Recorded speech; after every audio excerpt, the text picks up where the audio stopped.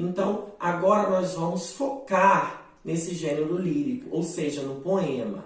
O poema é o gênero textual pertencente aos gêneros literários, tá? Ou seja, a arte de criar, né? Então, a matéria-prima da poesia é a palavra subjetiva, a palavra carregada de emoção e sentimento, tá?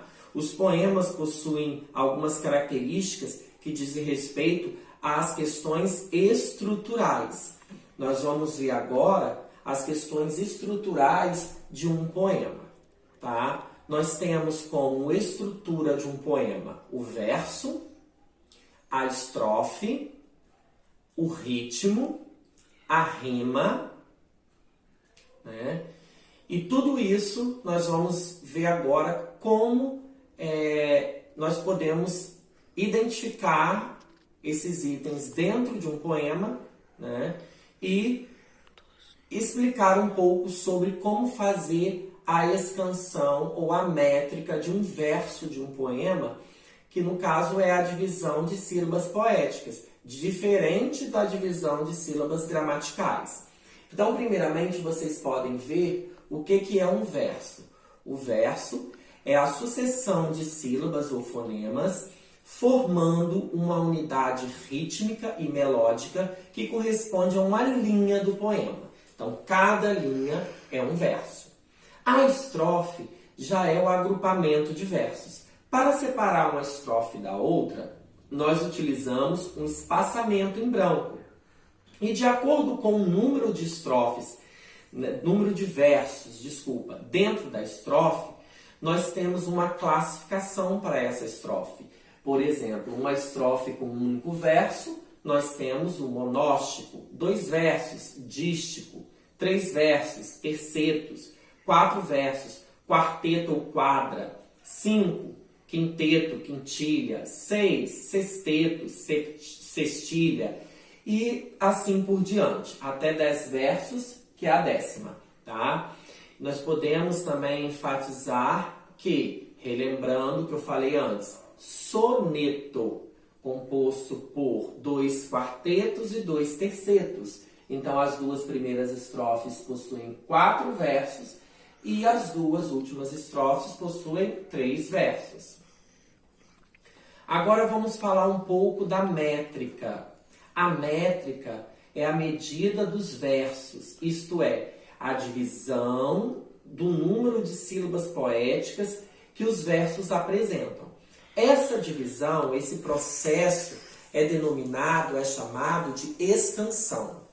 Como eu faço a escansão, de um verso? Primeiro, eu posso fazer a divisão por sílabas gramaticais. Porém, eu tenho que unir as vogais átonas. O que é uma átona? Uma vogal átona? Mais fraca. Então, eu vou unir essas 2 sílabas, onde a sílaba termina numa vogal átona e a sílaba seguinte inicia-se com uma vogal átona. Logo, a contagem vai ser feita até a última sílaba tônica da última palavra do verso. E eu corto, elimino todas as outras sílabas átonas desse verso. Coloquei como exemplo aqui para vocês a primeira estrofe de Canção do Exílio de Gonçalves Dias, um famoso poeta do romantismo, da primeira geração do romantismo. Minha terra tem palmeiras, onde canta o sabiá. As aves que aqui gorjeiam, não gorjeiam como lá. Percebam só a divisão poética. Minha terra tem palmeiras. Aqui eu tenho uma palavra, palmeiras, uma palavra paroxítona. Então, a última sílaba tônica, a última sílaba átona, ela deve ser cortada. E eu conto até a sílaba tônica, que é o mei. Segundo verso. Onde canta, canta-o. Eu vou unir, porque aqui eu tenho uma ditongação. Ou seja, 2 vogais tá? Átonas. Sabia é uma oxítona, terminou aqui.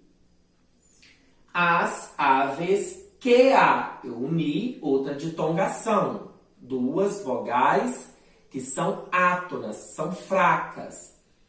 Que gorjeiam, aqui é paroxítona, o G é mais forte, cortei o ão. Não gorjeiam como lá, monossílabo tônico, uma única sílaba, parou ali. Vamos contar, eu tenho 1, 2, 3, 4, 5, 6, 7 sílabas poéticas.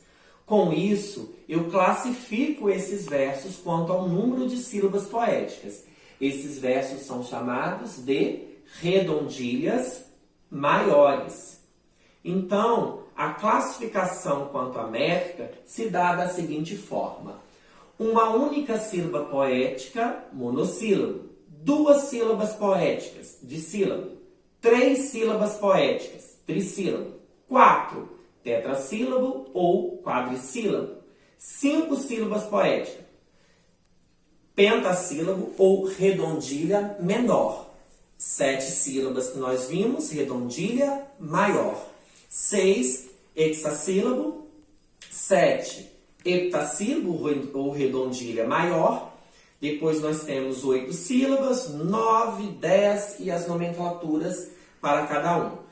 10 decassílabo e 12 é chamado de alexandrino, tá?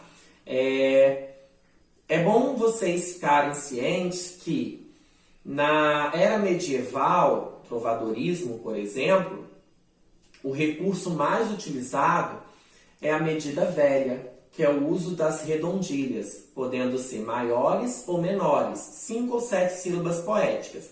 Já no classicismo, né, nos poemas camonianos, nós temos a presença de versos decassílabos, 10 sílabas poéticas. Para finalizar, nós vamos falar da rima. A rima é correspondente aos sons no final ou no meio dos versos, que vai dar o ritmo ou a musicalidade ao poema. As rimas, elas podem se apresentar e serem classificadas como cruzadas, emparelhadas e interpoladas. As cruzadas também podem ser chamadas de alternadas. Quando eu falo em cruzadas, é porque os versos, né, as últimas palavras dos versos, vão rimar na seguinte sequência: A, B, elas estão cruzadas. Como que eu faço, né, um esquema rítmico? Eu uso as letras do alfabeto numa ordem, A, B, C, D e assim por diante. As emparelhadas, as rimas acontecem da seguinte forma, tá? A, B, B. Tá vendo a ordem?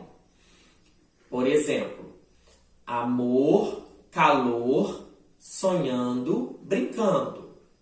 Interpoladas, nós temos os versos que rimam, né, separados, né, duas rimas nas pontas e uma centralizada no meio, duas centralizadas no meio, A, B, B, A, tá?